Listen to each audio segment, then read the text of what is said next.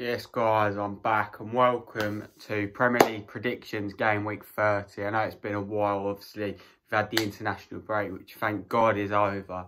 Obviously, it was a decent one for England as they won all 3 games over the period and, yeah, picking up 9 points. So, a good start for England in that regard. But, yeah, it's so good that Premier League domestic football is back and, yeah, 10 games to get into. As always, got my dad's predictions and, yeah, let's do it. Okay, so it's always hard to predict the game after the international break because you don't know how players will recover.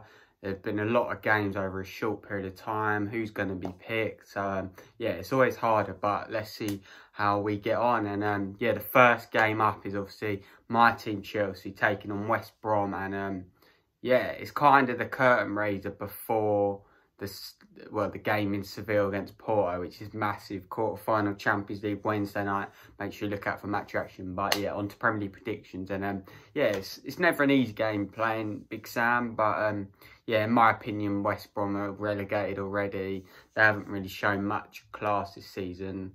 And yeah, they've got a few good talented players, but yeah, they're just not good enough, are they? Let's be real. But yeah, on to us. And yeah, all you can say is Tuchel, fair play. Like, I did a podcast, yeah, on some other person, D Thomas's channel.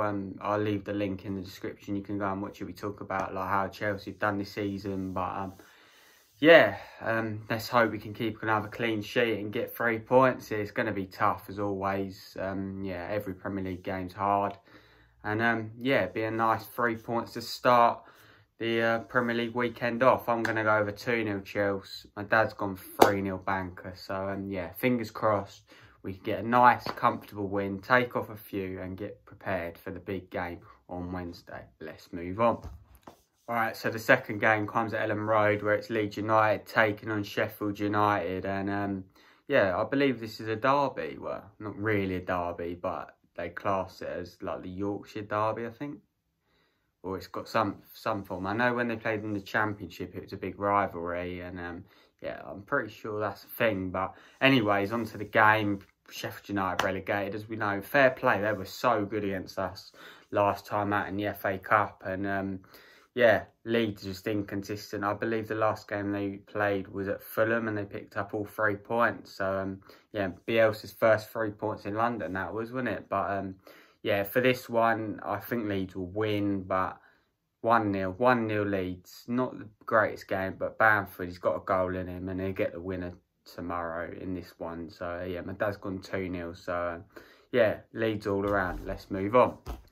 Okay, so the next game comes at the King Power, where it's in-form Leicester City, who knocked out Man United in the FA Cup last time, taking on a Man City side who are going for the quadruple. And yeah, both teams into the semi-final of the FA Cup and could easily meet in the final, to be honest. But let's hope from a Chelsea point of view that doesn't happen. Yeah, for this game, I think you can't look past Man City, can you really? They've got so much depth. Leicester have had a lot of players on international duty, and I just feel like that'll play a big factor. But yeah, I think with the addition of James Maddison, I think Brendan Rodgers confirmed that he is back, so that's a positive for Leicester. But I think Man City will be too strong. They're too strong for this league. They're the best team, and yeah, 2-1 to Man City on this one. Yeah, my dad's gone 2-1 as well, so not the easiest day out for Pep, but I think it'll just be enough and it keeps them ticking and they're going to wrap up the title Premier League very soon and take it off Liverpool again. So, yeah, Man City win, but don't look past Leicester in a FA Cup semi-final, 3rd in the league. They're having a wonderful season and, yeah, if anyone's to cause an upset, it could be Leicester. Let's see what happens and let's move on. Alright, so the last game on the Saturday comes at the Emirates where it's Arsenal taking on Liverpool. Interesting game, this one. Arsenal love a big game, don't they? We've seen them turn up. I believe they did win this fixture last time, like in the reverse, not in the reverse, but like last season in the lockdown, whatever you want to call it, post-lockdown football.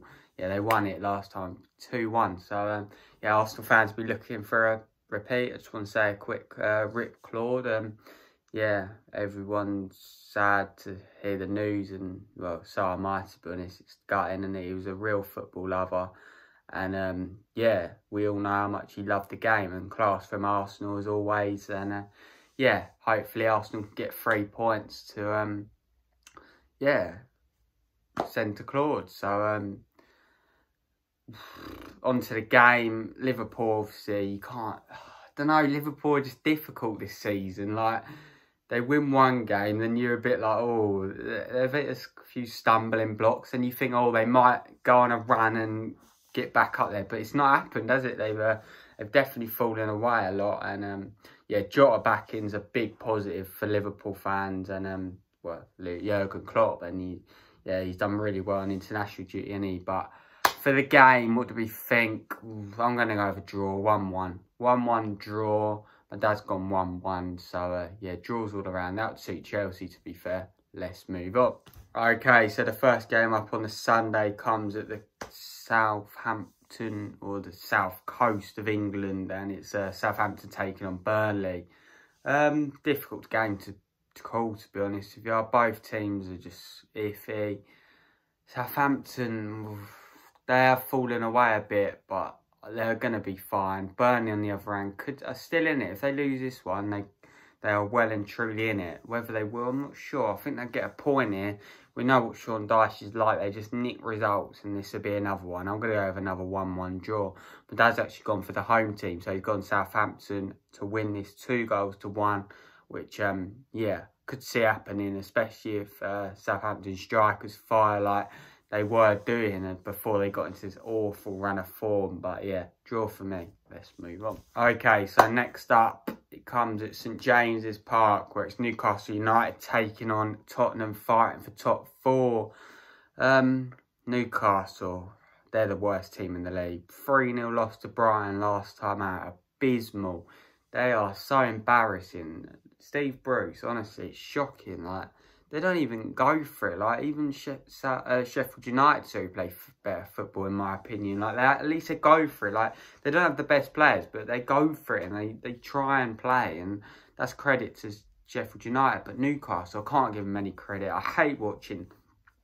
I watch every Premier League game, right? But when I watch Newcastle, I just don't want to watch it sometimes. It's so bad. But yeah, I think Tottenham would be too strong for Newcastle. And yeah, I believe that Mourinho doesn't have the best record at Newcastle, but yeah, that could change. I know they did win there last year, but yeah, I'm going to go with a 2-0 to Tottenham. My dad's gone 2-0 as well. So, yeah, simple day's work for Jose Mourinho. It keeps them in the fight for top 4. Let's move on.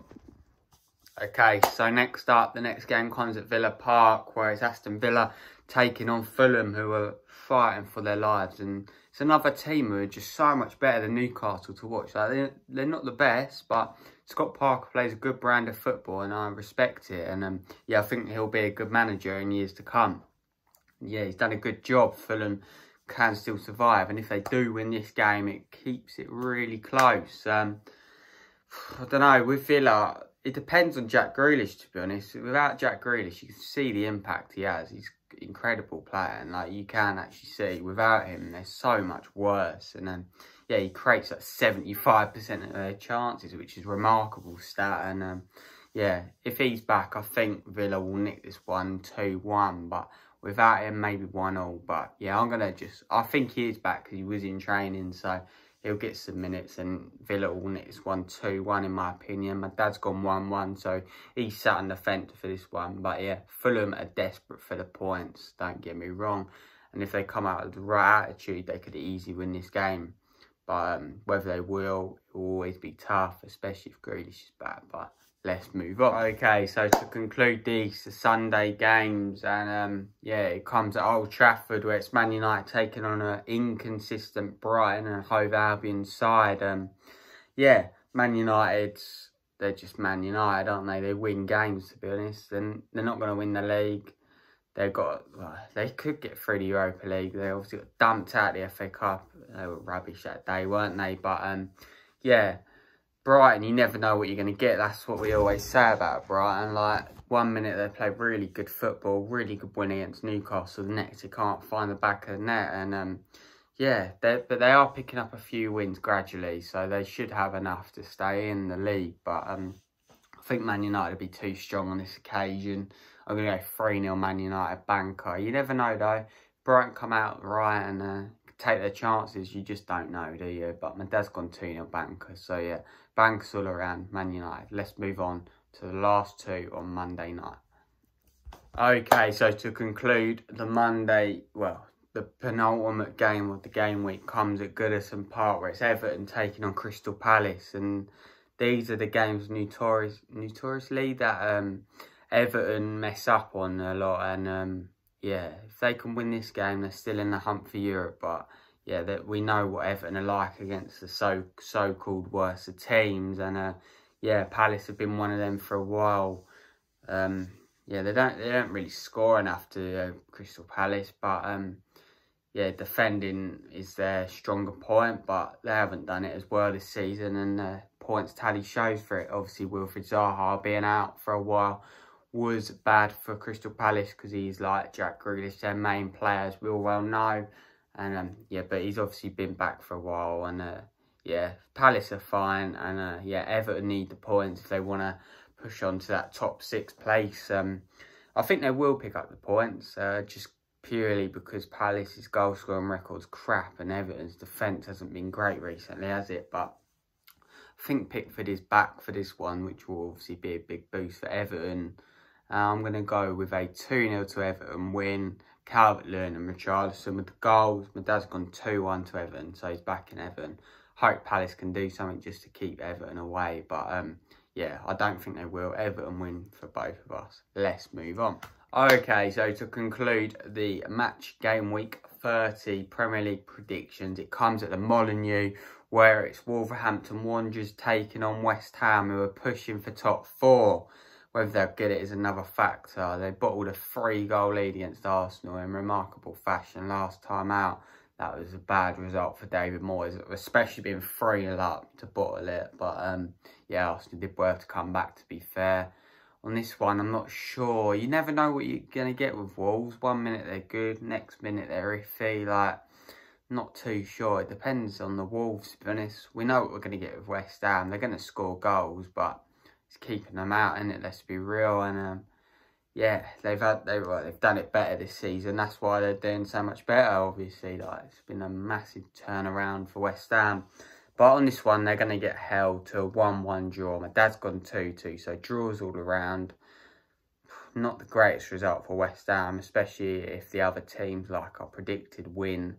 And yeah, dropping points is not really what West Ham needs to be doing at this point in the season if they want to get top 4, is it? But yeah, not the worst point against Wolves, to be honest, but yeah, they need to pick up 3, don't they? But that's been Premier League predictions. As always, thank you for watching. First video back for a while, so I appreciate all the support. Thanks for all the subscribers, close to that 100. Let's hope we can get that 100 subscribers wrapped up, and yeah, let's push on. And yeah, as always, do it for good fun. Love doing it, love looking back on the videos. And yeah, match reaction for West Brom will be out Saturday afternoon, and yeah, the big one on Wednesday against Porto and Seville. Giroud's Playground will also be out Wednesday night, so yeah, look out for them videos. Tons of videos coming as we are on the back end of the season. So yeah, thank you for watching. Make sure you like, comment, subscribe, all that good stuff. And yeah, enjoy your Easter weekend. Come on, you Blue Boys.